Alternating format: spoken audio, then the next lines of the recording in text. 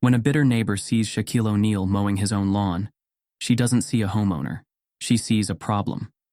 One 911 call later, flashing police lights turn her petty complaint into a national scandal. But as the internet explodes, karma strikes in ways she never saw coming. Will she break under the weight of her own actions, or face a reckoning she never expected? Before we deep dive into this interesting story, subscribe to our channel and tell us where are you watching from. Share in the comments below. A cool breeze swept through the quiet streets of Oak Ridge Hills, an affluent neighborhood where manicured lawns stretched endlessly, each house a picture of perfection. The air carried the scent of freshly trimmed hedges, the distant hum of a luxury car gliding down the street, and the occasional chatter of morning joggers. The residents took pride in their pristine community, where everything operated like clockwork, predictable, controlled, and to some, exclusive. At the end of Maplewood Lane stood a house that seemed both grand and inviting. It was a modern estate, adorned with tall oak trees that whispered with the wind. Unlike the other homes that displayed a rigid, almost sterile perfection, this house felt different. It was lived in, warm, full of life. This was the home of Shaquille O'Neal, known to the world as Big Shaq. Once a dominant force on the basketball court, Shaq had long since traded his jersey for tailored suits and business meetings. But despite his success, he never let wealth cloud his perspective. He was a man of simple joys, good food, good company, and most notably, good deeds. In a world where money often built walls, he believed in breaking them down. That morning, as the sun cast golden streaks across his yard, Shaq stepped out in a faded t-shirt, a pair of old basketball shorts, and sneakers that had seen better days. He wasn't dressed for a high-profile meeting or a red carpet event. No, today was about something more personal. His lawn. He walked over to his trusty old mower, a machine that had been with him for years. Most of his neighbors had professional landscaping services, crews of workers ensuring that not a single blade of grass stood out of place. But Shaq? He found peace in doing it himself. The rhythmic push of the mower, the fresh scent of cut grass. It was therapy, a reminder of the days before fame and fortune had shaped his world. As the motor roared to life, heads turned. A couple across the street paused mid-walk, whispering as they glanced his way. A woman in a wide-brimmed sun hat peeked from behind her curtains. A man adjusting his mailbox stole a second look before walking briskly inside. It wasn't every day you saw a 7 feet 1 inch former NBA star mowing his own lawn. Some found it amusing. Others found it unsettling. Barbara Whitmore, who lived 3 houses down, tightened her lips as she sipped her morning tea. She had lived in Oak Ridge Hills for over 20 years, a self-appointed gatekeeper of the neighborhood's so-called standards. She wasn't one to shy away from voicing her concerns, especially when something, or someone, disrupted the delicate balance of their community. She watched as Shaq moved effortlessly across his yard, his massive hands gripping the mower handle with ease. He looked out of place, like a giant in a world not built for him. Her fingers tapped against the ceramic mug, her thoughts swirling. "This isn't right," she muttered under her breath. It wasn't just the fact that he was mowing his lawn. It was everything. His house. Too lively. Too full of energy. His friends. Loud. Always laughing. Always gathering. His presence. Too big. Too different. Barbara prided herself on being colorblind, or at least that's what she told people. But deep down, she clung to the unspoken rules of her world. Rules that dictated who belonged and who didn't. And in her mind, Shaquille O'Neal didn't belong. As Shaq continued, oblivious to the storm brewing just a few houses away, a little girl on a bike rode past and waved. "Morning, Mr. O'Neal." Shaq grinned, wiping sweat from his brow. "Morning, kiddo. Stay out of trouble." The innocence of the exchange made Barbara's stomach twist. The neighborhood kids adored him. Their parents, not so much. Shaq finished one section of his lawn and paused, stretching his back. He spotted Mr. Lancaster, his elderly next-door neighbor, struggling to carry a bag of groceries from his car. Without a second thought, Shaq jogged over. "Let me get that for you, sir." The old man hesitated before nodding. "Well, if you insist, my back ain't what it used to be." Shaq lifted the bag effortlessly, carrying it up the porch steps. Mr. Lancaster smiled, a rare sight for a man who kept to himself. You know, son, I don't care what these folks whisper about you. You're all right in my book. Shaq chuckled. Appreciate that, sir. You need anything, just holler. Across the street, Barbara clenched her jaw. It was happening. Shaq was making himself comfortable. And if there was one thing she despised, it was change. Later that evening, as the sun dipped below the horizon, Shaq sat on his porch, sipping lemonade. He loved this neighborhood despite its unspoken tension. He wasn't naive. He knew some people saw him as an outsider, but he wasn't here to make them comfortable. He was here because he had earned this home, this life. A car slowed down in front of his house. Barbara, in the driver's seat, stared at him for a moment too long before speeding up. Shaq exhaled, shaking his head with a small smile. Here we go. Because in neighborhoods like these, trouble never came with a bang. It came with a whisper, a look, a phone call. And soon, it was coming for him. Barbara Whitmore had lived in Oak Ridge Hills for over 2 decades. She considered herself the neighborhood's unofficial guardian, ensuring that everything remained in its proper order. In her mind, Oak Ridge Hills was a community of refined taste, quiet affluence, and most importantly, unspoken exclusivity. She believed that the reason the neighborhood had remained so pristine was because of people like her. People who took it upon themselves to enforce standards when others failed to do so. From her bay window, she surveyed the street with the sharp eyes of a hawk. Every morning she sat with her tea, watching the comings and goings of her neighbors. She knew which lawns were being neglected, which houses had slightly overgrown hedges, and which cars didn't quite fit the neighborhood's image. If something was even slightly amiss, Barbara took swift action. That action usually came in the form of calling the HOA. A trash bin left out a day too long? Call the HOA. A car parked on the curb instead of the driveway? Call the HOA. Someone hosting a loud gathering past 9 p.m.? Call the HOA, then, if necessary, the police. She took pride in upholding community values, though deep down, it was less about rules and more about control. But then came Shaquille O'Neal. At first, when she saw him moving in, she assumed he was a contractor, perhaps the security detail, or a property manager overseeing the sale. It wasn't until the furniture started arriving, custom-made and expensive, that she realized he wasn't just working on the house. He was moving in. Barbara's discomfort grew by the day. She didn't hate the man, not outwardly at least, but he was too big, too loud, too visible. His house was one of the largest on the block, and it had quickly become a social hub. She saw people coming in and out, laughing, playing music, and acting as if Oak Ridge Hills was just another suburb. But the real offense. Shaq had the audacity to mow his own lawn. That morning, Barbara watched from her window, eyes narrowed as the enormous man pushed his lawnmower across his front yard. At first, she chuckled, shaking her head. Imagine that, one of the wealthiest men in the country doing yard work like some handyman. But then she frowned. It didn't sit right with her. The neighbors paid landscapers to keep their properties pristine. A man of his status, if he even belonged here, should do the same.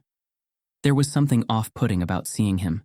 A 7-foot-1-inch giant, sweating under the sun, wearing a t-shirt that barely fit his massive frame, pushing a mower like he was just another homeowner. And then, it clicked. Barbara, in all her entitlement, assumed he wasn't the homeowner at all. She grabbed her phone, scrolling through the HOA directory, searching for a number, perhaps a way to report an unauthorized worker handling yard maintenance. But when she couldn't find anything, a more disturbing thought hit her. What if this wasn't a worker? What if this was him? She snatched her glasses from the counter, pressing them against her face for a better look. That was definitely him. Shaquille O'Neal, the millionaire, the former athlete, the businessman. Her stomach churned. Barbara hated being wrong, but more than that, she hated change. Shaq, in his own quiet way, was changing everything. His presence was like a crack in the foundation, one that could spread and break the unspoken rules of their community. She refused to let that happen. After setting down her tea, she marched across the room to her desk, flipping open a notebook filled with HOA complaints she had submitted over the years. Every name, date, and issue was carefully documented. She was ready to add a new entry. Property upkeep, unorthodox methods. But writing a complaint wouldn't be enough. No, this required something more direct. Barbara pulled out her phone and dialed. A familiar voice answered. HOA office. This is Judy speaking. Judy, it's Barbara Whitmore, she said, her voice dripping with faux sweetness. I just had a concern about a rather unusual situation happening right outside my window. There was a pause on the other end before Judy sighed. Barbara, we've talked about this. The HOA does not regulate personal yard work, as long as it follows guidelines. But Judy, Barbara pressed, her voice lowering as if she were reporting a crime. It's just highly inappropriate. It doesn't fit the neighborhood's aesthetic. What kind of message does this send? That any millionaire can just move in and start acting like some ordinary person? Judy remained silent, likely pinching the bridge of her nose. Is there an actual violation, Barbara? Because if not, I really... Just look into it, Barbara snapped, before hanging up. She exhaled, pressing her phone against her forehead. HOA wouldn't do anything. Not yet, at least. She needed a different strategy, something bigger, something that would force Shaq to realize that he wasn't truly welcome here. And then, as if on cue, she spotted something. A young boy rode his bike up the sidewalk, waving at Shaq as he passed by. Shaq, ever friendly, smiled and waved back. It was a harmless interaction, but Barbara saw an opportunity. She reached for her phone again. This time, she wasn't calling the HOA. She was calling the police. Her fingers trembled slightly as she dialed 911, but not out of fear, out of excitement. Because in Barbara's mind, this wasn't just about a man mowing his lawn. It was about putting an outsider back in his place. The moment Barbara pressed call, she felt a rush, an almost thrilling sense of control. This was how things were handled in Oak Ridge Hills. You didn't confront the problem yourself. You reported it. You let the authorities deal with it. The operator's voice was calm, indifferent, routine. 911, what's your emergency? Barbara inhaled sharply, adjusting the curtain with her free hand as she kept her gaze fixed on the massive figure in the yard across the street. The lawnmower's steady hum filled the air, and she could see the giant man pushing it effortlessly, the late morning sun bouncing off his skin. She lowered her voice to something distressed, something urgent. Yes, I'd like to report a suspicious man in my neighborhood. A brief pause on the other end. Then, can you describe the person, ma'am? Barbara's grip tightened around her phone. He's very large, black, wearing a baggy shirt and shorts. He's operating some kind of machinery. I don't know if he's supposed to be here. Another pause. Ma'am, what exactly is he doing? Barbara pursed her lips. Why was the operator making this so difficult? He's in someone's yard, she said, injecting as much urgency into her voice as possible. It doesn't look right. I don't think he belongs here. The operator's voice remained neutral, professional. Is he breaking in? Acting aggressively? Threatening anyone? Barbara hesitated. No, he wasn't. But that wasn't the point. The point was that he didn't belong. I just think you should send someone before something happens. The operator sighed. We'll dispatch an officer to check it out.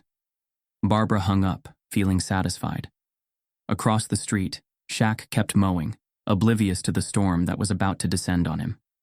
15 minutes later, the first squad car arrived. Then a second. The neighborhood, usually so quiet and orderly, suddenly hummed with tension. A few curious faces peered from windows. Some stepped out onto their porches. Police in Oak Ridge Hills were a rare sight, and when they did show up, it was usually for a petty complaint, not with 2 squad cars. The officers, both young, both white, stepped out. Hands hovered near their belts. Not aggressively, not yet, but cautiously. They were responding to a report of a suspicious black man operating machinery in a white neighborhood. That alone was enough to put them on high alert. Shaq, mid-push, noticed the movement from the corner of his eye. He turned off the mower, wiping sweat from his forehead as he took in the scene. 2 officers, squad cars, a slow-building audience of nosy neighbors. He exhaled. He'd seen this play out before. The taller officer approached first. His partner hung back, scanning the area as if expecting a second suspect to leap out from the bushes. "Sir, we got a call about suspicious activity in this area."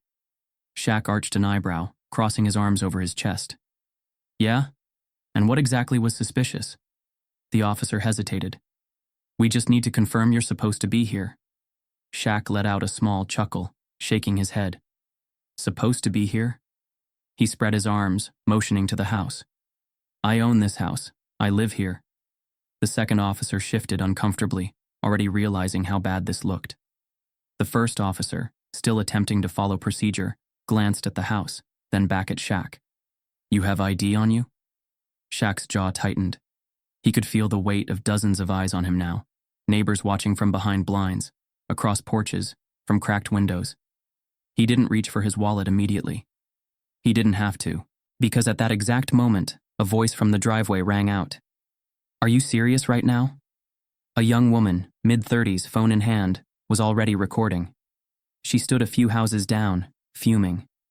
"You guys know who this is, right?" The officers exchanged glances.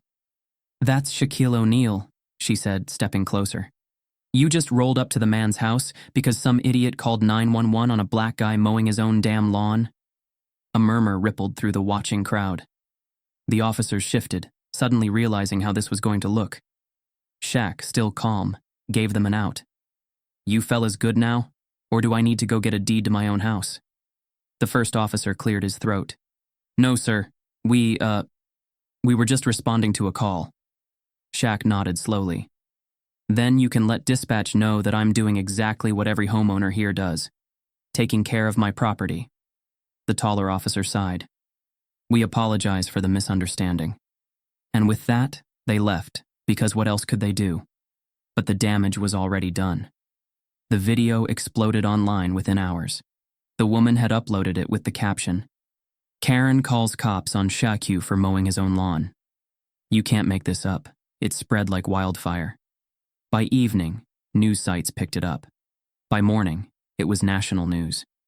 By the next day, Barbara's name had leaked. The footage showed everything. The police pulling up, questioning Shaq. The woman's sharp voice calling them out. Shaq's unshaken demeanor. And Barbara? She became the villain of the internet overnight. People dug into her past, her HOA complaints, her history of reporting neighbors for petty things. Classic Karen behavior. She thought calling 911 would put him in his place. Now look at her. She picked the wrong dude to mess with. Barbara woke up to hundreds of messages, emails, and her name trending for all the wrong reasons. The worst part? Her own neighbors turned against her. At the grocery store, people avoided eye contact. At the HOA meeting, people whispered when she walked in. Even Judy from the HOA, who had tolerated Barbara for years, stopped returning her calls. Barbara tried to play the victim. She went on a local news station, claiming it was a misunderstanding and that she was only looking out for her community. It backfired. The anchor wasn't buying it. "So you thought a former NBA star, a millionaire businessman, was a suspicious person because he was mowing his lawn?" Barbara fumbled for words, but the damage was done. And Shaq? Shaq never had to say a word. The world spoke for him. Justice had come in the most unexpected way. Barbara Whitmore had always been a woman of certainty. She was certain she belonged in Oak Ridge Hills. Certain she upheld the community's values. Certain she was never wrong. But certainty crumbled under the weight of public scrutiny. The morning after the video went viral, Barbara awoke to a world that no longer looked at her with quiet respect, but with resentment, mockery, and disgust. Her phone was the first sign of disaster. Hundreds of missed calls, emails, and texts, some from old acquaintances, some from complete strangers, some calling her out, others threatening her. But what rattled her most was the silence from the people she had considered closest. She dialed her daughter, Sarah, the one person she thought would still be on her side.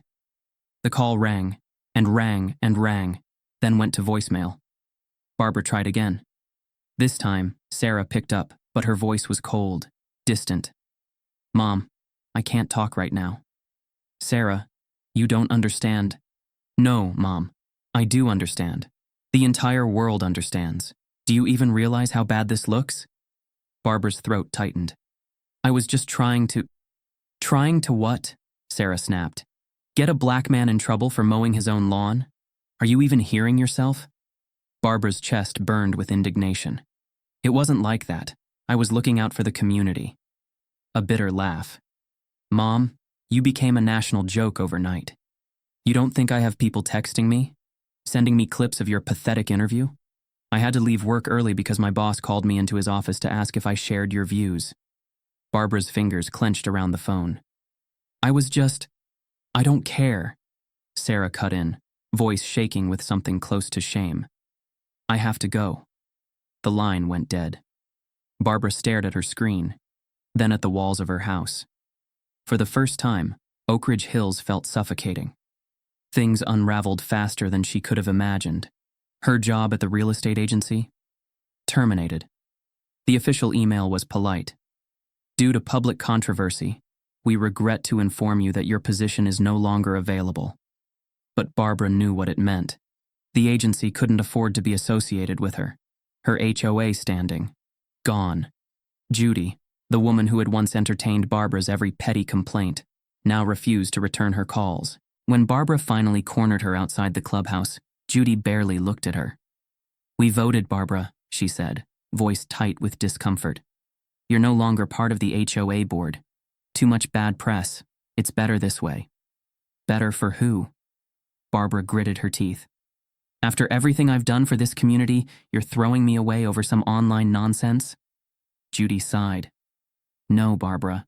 We're throwing you away because you embarrassed us. You made this place look like a den of racists. Do you know how many complaints we've received? People don't want their home values tanking because of your face plastered all over the internet. Barbara wanted to fight, to argue, to scream. But the way Judy looked at her, as if she were an inconvenience, a liability, made her stomach turn. Her friends, gone. The women she once gossiped with at brunch stopped inviting her. Her book club disbanded, or so they said. But Barbara saw them meeting without her. She had become untouchable. And the worst part? The one person who wasn't celebrating her downfall was the very man she tried to take down. Shaq never addressed the situation publicly. No social media post. No press interviews. No retaliation. He simply moved on. He still waved at neighbors. Still hosted barbecues. Still lived his life as if Barbara's pathetic stunt hadn't affected him at all. And that infuriated her more than anything. One afternoon, while driving through the neighborhood, Barbara spotted him outside his house, laughing with a group of kids who had stopped by. He was signing basketballs, chatting, taking photos like he was the mayor of Oak Ridge Hills. Barbara felt something in her snap. She pulled her car to the curb, got out, and marched across the street. The kids noticed her first. They stiffened, looking between Shaq and the woman storming toward him. Shaq saw her too, and instead of irritation, his expression softened. That made her even angrier. Can we talk? She said sharply, crossing her arms. Shaq studied her for a moment, then nodded toward the sidewalk. Walk with me. Barbara hadn't expected that. She hesitated, but followed. They walked in silence for a few moments before Shaq finally spoke. You came all the way over here. So say what you need to say. Barbara inhaled deeply. My life is ruined because of you. Shaq let out a breath, not amused, not angry, just tired. Because of me? Or because of what you did? Barbara opened her mouth, then closed it. Shaq glanced at her. Let me guess. You lost your job? Your friends? HOA turned on you? She swallowed. Yes. He nodded slowly. Yeah. That's what happens when people see you for who you really are. Her face burned. I didn't mean for it to go this far. Didn't you? He asked, turning to face her fully. When you picked up that phone and called 911, what were you hoping for? Barbara stared at him, speechless. Were you hoping they'd arrest me? Shaq continued, his voice calm but firm. Were you hoping they'd drag me out of my own yard? Maybe put me in the back of a cop car while you watched from your window? Barbara's throat tightened. I was scared. Shaq scoffed, shaking his head. Of what? A man mowing his lawn? She had no answer. You weren't scared, he said. You were just mad that I exist here. That I don't need permission to be here. And when you realized you couldn't control that, you tried to use the system against me. Barbara clenched her jaw. I made a mistake. Shaq let out a humorless laugh. Yeah. And now you're dealing with the consequences. Silence stretched between them. Barbara expected him to humiliate her, to gloat, to rub it in. But instead he shook his head and walked away. No insults. No anger. Just indifference. Barbara had spent weeks justifying her actions, believing she had been wronged. But standing there, watching him walk away, she realized the truth. Shaq didn't have to destroy her. She had destroyed herself. Barbara Whitmore used to believe in rules. She believed that if you followed them, if you upheld the right standards, life would reward you. But now, sitting alone in her living room, surrounded by unopened mail and the blue light of a television broadcasting her downfall, she realized something chilling. The rules had never protected her. The moment the internet turned on her, she became fair game. At first it was just backlash, angry tweets, mocking comments, people calling her a racist Karen. But then, things escalated. Someone leaked her home address online. Barbara hadn't even known until the first package arrived on her doorstep, a small brown box with no return address. Inside, a single lawnmower blade and a note. Maybe this will help you recognize one next time. Her hands had trembled as she dropped the blade back into the box, her breath coming short and shallow. Then, the calls started. First, just silence on the other end. Then whispering. Then, outright threats. You deserve everything coming to you. We know where you live, Karen. Hope you like your peace and quiet because it's over. The police were no help. We can't do much unless something actually happens, ma'am, the officer had said, his tone distant, almost annoyed. Something actually happens. Hadn't she said the same thing when she called 911 on Shaq? Just send someone before something happens. And now? She was on the other end. The meme culture was relentless. Barbara wasn't just a scandal. She was a joke now. Screenshots from the police videos spread across social media. Memes popped up with captions like, live footage of Karen realizing she just called the cops on Shaquille, over a still of her horrified face. When you try to gentrify a millionaire, over a shot of Shaq laughing at the cops. Even news channels couldn't resist the humor. Late-night hosts roasted her. TikToks mocked her. Her name was forever linked to one thing: stupidity. Losing her job was expected. Losing her reputation? That was worse. She couldn't walk into a store without getting stares. At a coffee shop, a young barista smirked as she handed over Barbara's latte. Name? Barbara swallowed. Barbara. The girl scribbled something on the cup, then slid it across the counter. When Barbara picked it up, her stomach dropped. The cup didn't say Barbara. It said, Karen. Laughter echoed behind her as she turned and left, face burning. But the worst came when Shaq did something she never expected. He defended her. One afternoon, scrolling through hate messages she knew she shouldn't read, she came across a video of him at a press event. A reporter had asked about her. Shaq, a lot of people feel like Barbara Whitmore got what she deserved. Some say she should never get another job, that she should be run out of town. Any thoughts? Barbara braced for his answer, but Shaq just sighed. I think people need to chill out. The reporters leaned forward. The internet did too.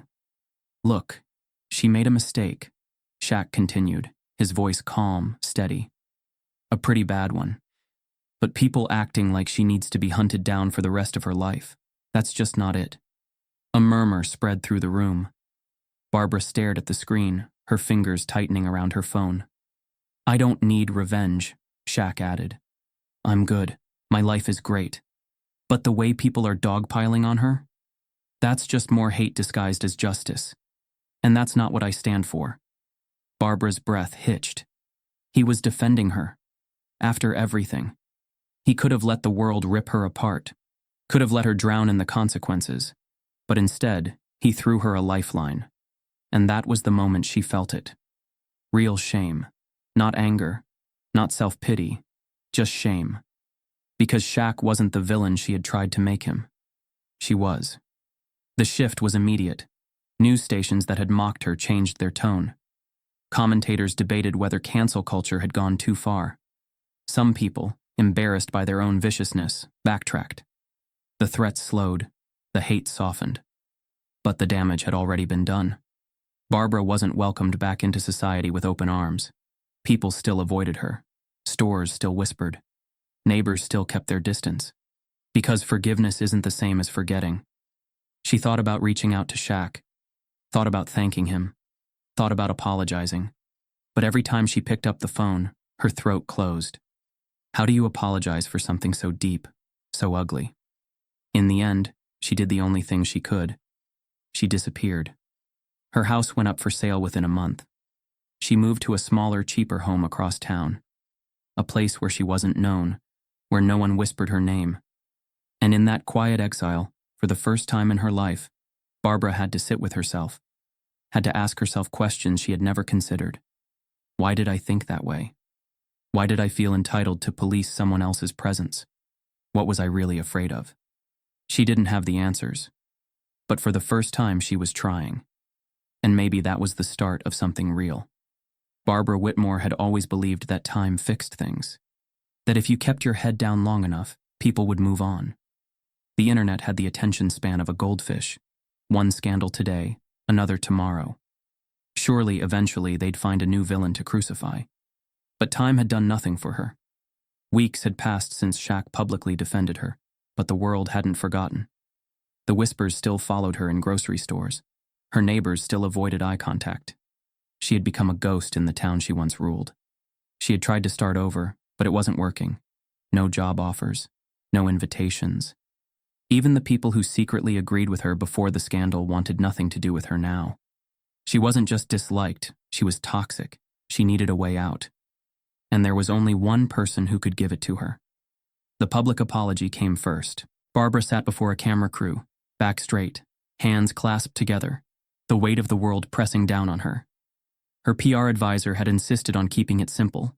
No excuses, no justifications, just an admission of guilt. The red light blinked on. Barbara inhaled deeply and began. I want to start by saying I was wrong. Her voice wavered, not from emotion, but from the sheer unnaturalness of saying those words out loud.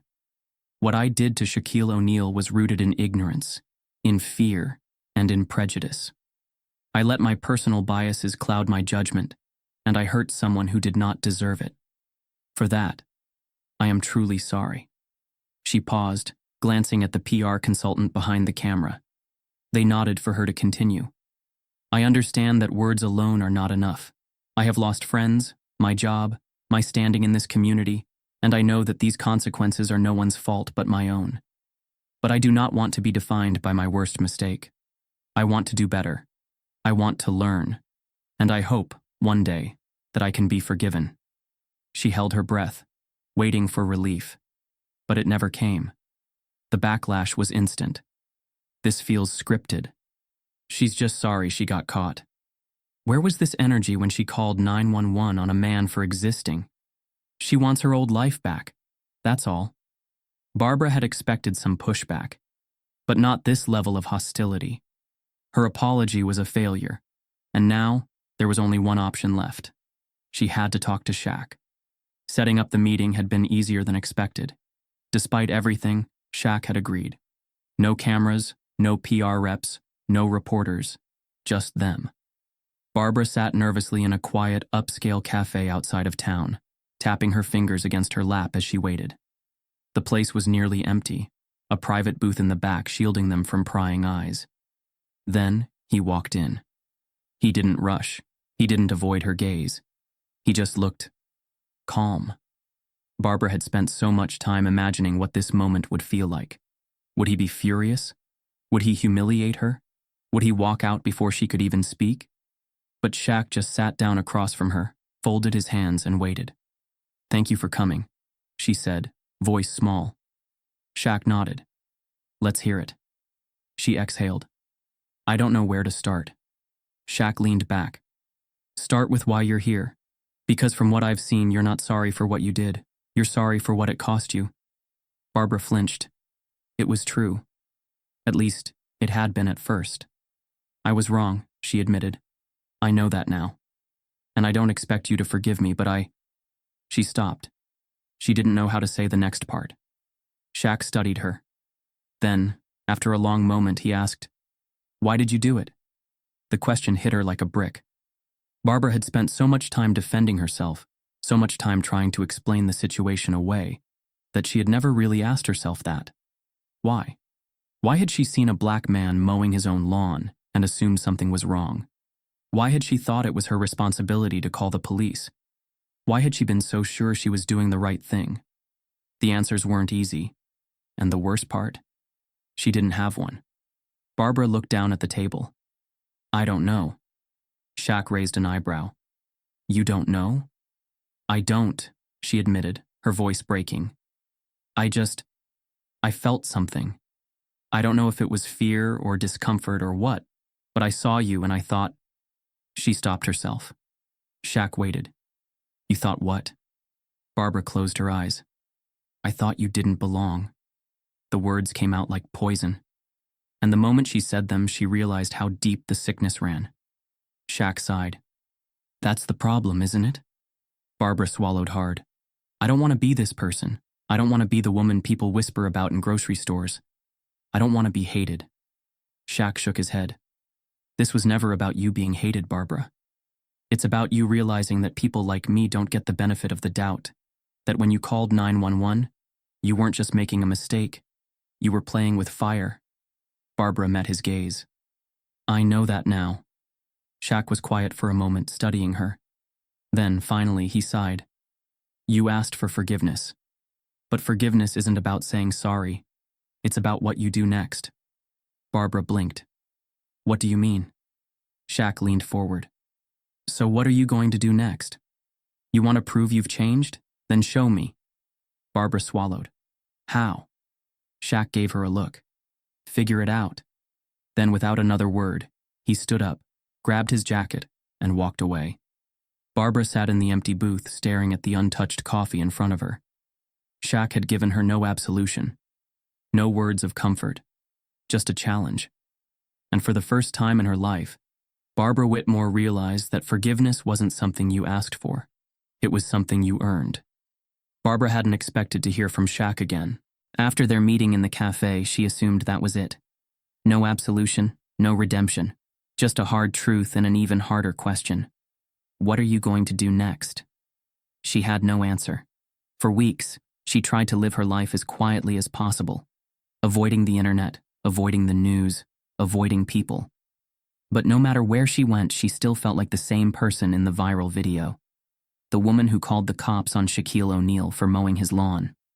Then one evening, a single email landed in her inbox. The sender, Shaquille O'Neal. She stared at the name for nearly 10 minutes before opening it. Barbara, there's an event next Saturday. The Future Foundation Annual Charity Drive. We provide food, school supplies, and mentorship for underserved kids in the city. I think you should come. You said you wanted to do better. This is how you start. Your call. Shocked, Barbara read the email again. And again. She knew what people would say if she accepted. She's just trying to fix her image. This is a PR move. She doesn't actually care. And the worst part? She didn't know if they were wrong. Was this about making amends? Or was this about fixing herself? Barbara didn't have the answer to that either. But she had to start somewhere. She replied with a single word. Okay. The event was held at a community center in the heart of the city. A part of town Barbara had never stepped foot in. As she pulled into the parking lot, she hesitated before stepping out of the car. She didn't belong here. She could feel it in the stares of people walking past her. She had spent her whole life existing in places where she felt in control, where she was the one passing judgment. Here, she was the outsider. Barbara took a breath, then walked inside. The first thing she noticed was the energy.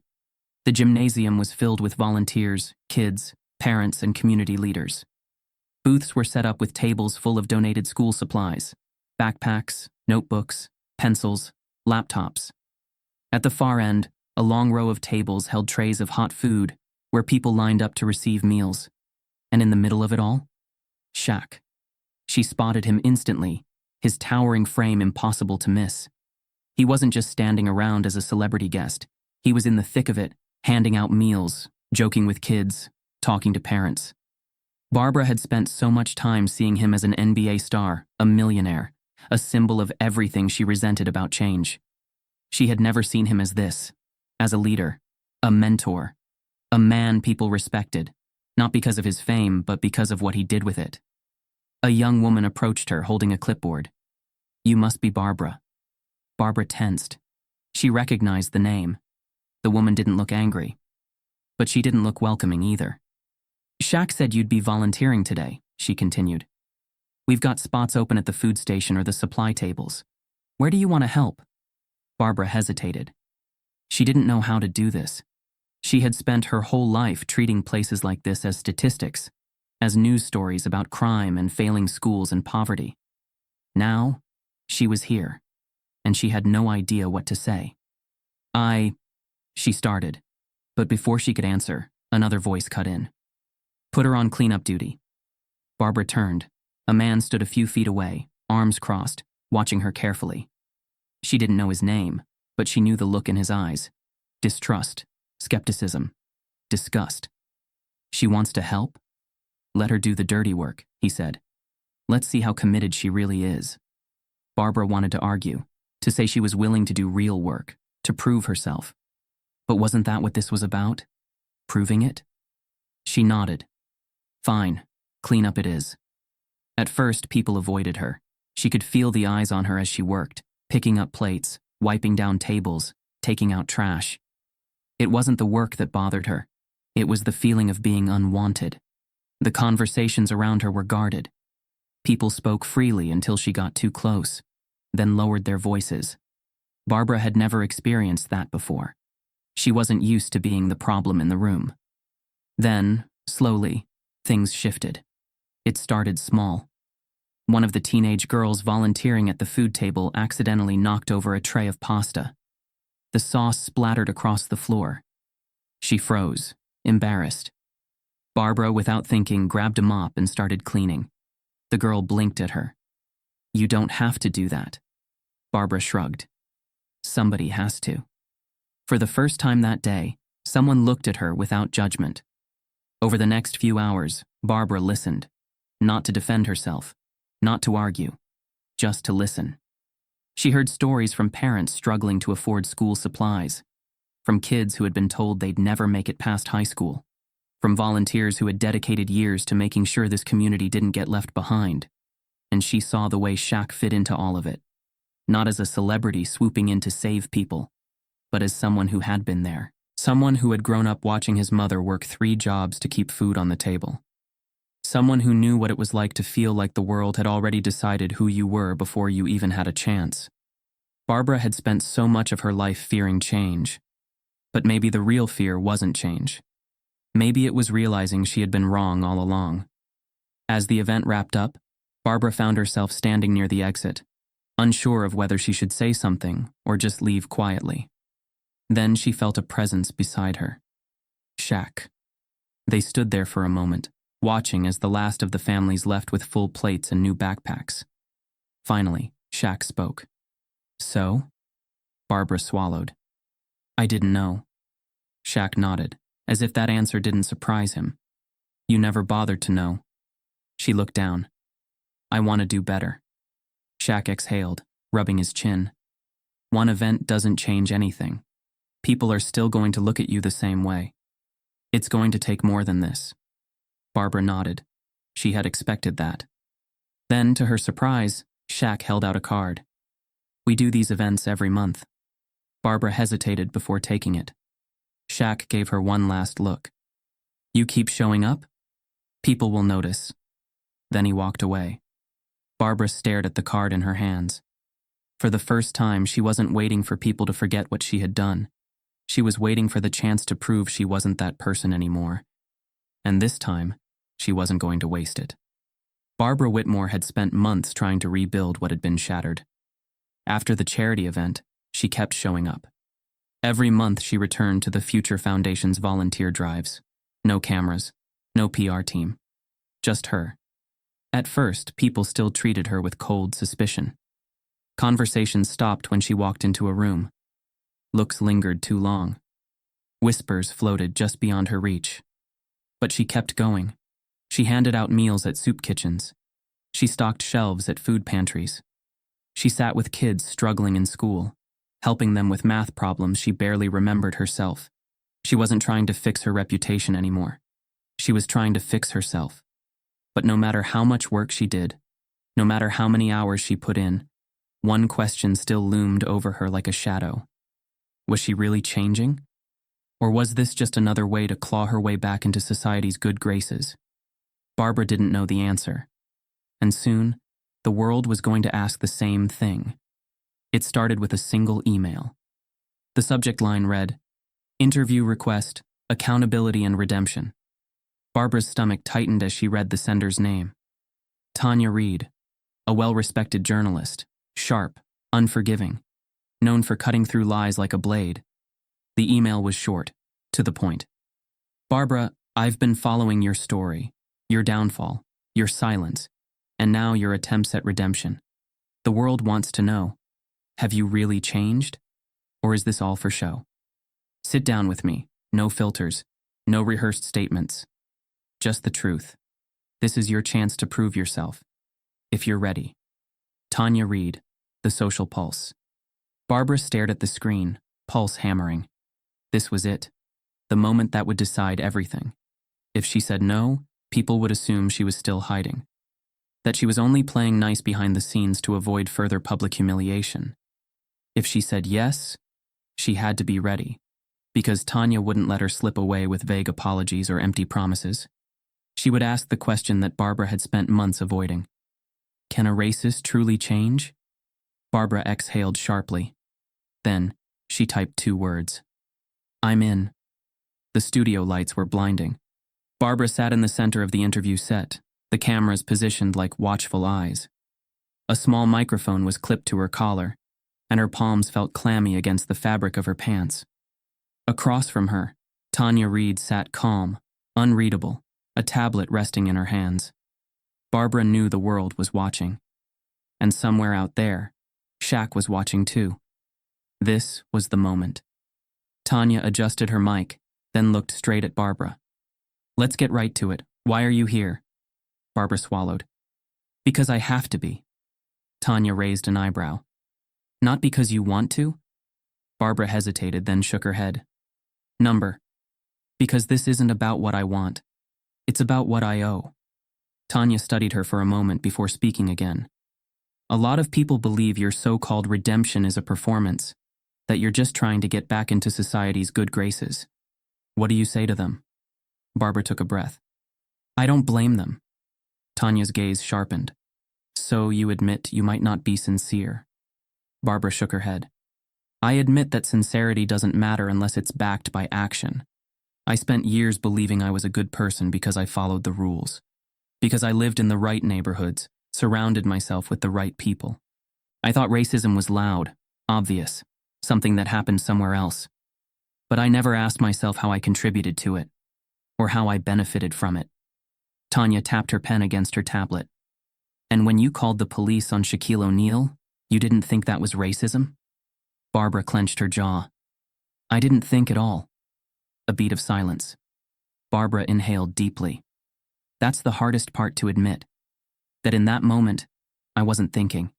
I wasn't asking myself why I felt uncomfortable seeing him there. I wasn't asking why I assumed something was wrong. I just acted. And that's what makes it worse. Tanya's expression didn't change. Do you believe you deserve forgiveness? Barbara hesitated. I think forgiveness isn't something you deserve. It's something you earn. Tanya leaned forward slightly. And do you think you've earned it? Barbara felt the weight of the question press against her ribs. She thought of the kids at the community center, laughing, learning. She thought of the families she had helped. She thought of Shaq's quiet, unwavering patience. And she thought of the stares she still got. The whispers. the doubt. Barbara shook her head. Not yet. Tanya blinked. For the first time in the interview, the journalist's face softened, just slightly. She set down her pen. Final question. Barbara braced herself. Do you think a racist can truly change? The words hung heavy in the air. Barbara closed her eyes for half a second, then met Tanya's gaze. I think a person can change. But racism isn't just an idea. It's not a thought you erase overnight. It's a system, a habit, a way of seeing the world that shapes you, even when you don't realize it. So, can a person change? She exhaled. Only if they choose to, every single day. Silence. Then, Tanya sat back and nodded. Interview over. Barbara left the studio feeling lighter and heavier at the same time. She had no idea how the world would react. She didn't know if people would believe her, or if they would ever stop seeing her as the woman who made the call. But she had told the truth. And maybe, for the first time, that was enough. Somewhere across the city, Shaq watched the interview from his office. When it ended, he didn't say anything. He just sat there, thinking. Then finally, he nodded to himself. Because Barbara had given the only answer that mattered. Not yet. And that meant there was still hope. Barbara Whitmore had spent most of her life believing in rules. Rules that kept her neighborhood safe. Rules that defined who belonged and who didn't. Rules that made people like her feel comfortable. But rules could be rewritten. It had been nearly a year since the call. A year since the world turned against her.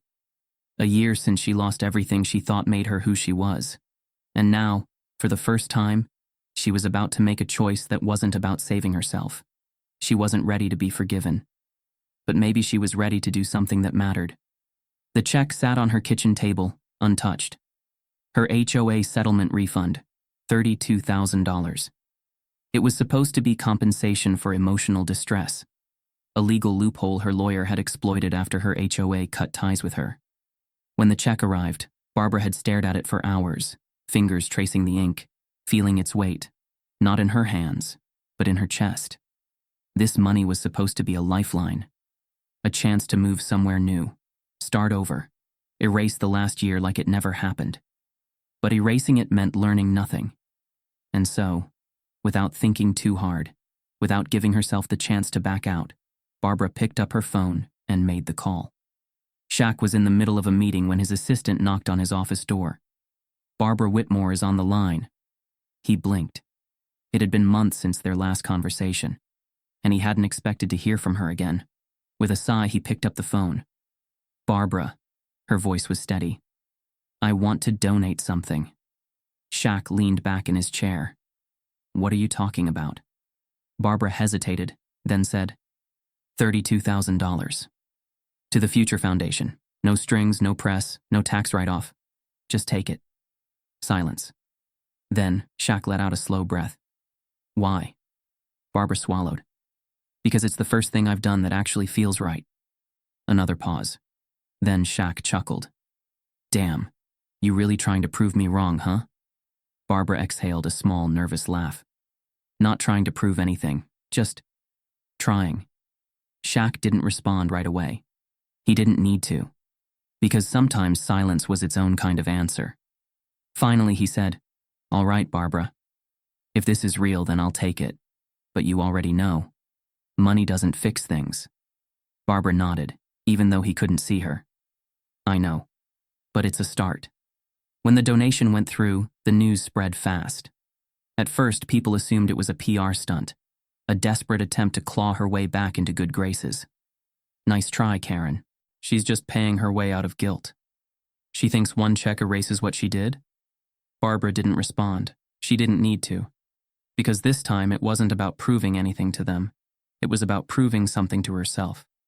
A few weeks later, Barbara received a text.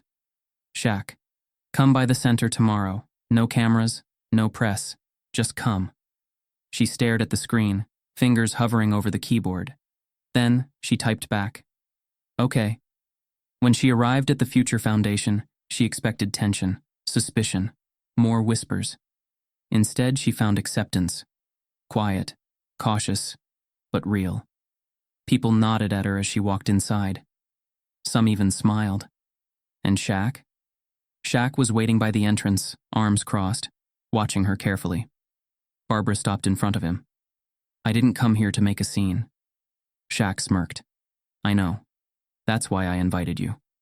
She glanced around, taking in the familiar space, the volunteers, the families. For the first time, she felt like she was here for the right reason, not as an outsider, not as a woman seeking redemption, just as a person trying to do better.